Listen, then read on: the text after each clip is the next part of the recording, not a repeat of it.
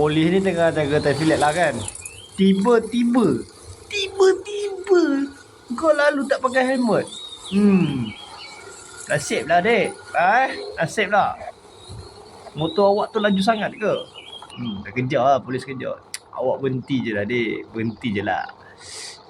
Kalau awak lari pun sia-sia je ni. Awak berhenti. Tak pakai helmet. Serius tak pakai helmet. Memang kena lah jawabnya kan. Itulah. Kalau boleh awak berhenti je lah. Daripada awak kena kejar, sia-sia. Lagi besar kesnya. Kalau awak berhenti, tak adalah besar mana kan. Tak.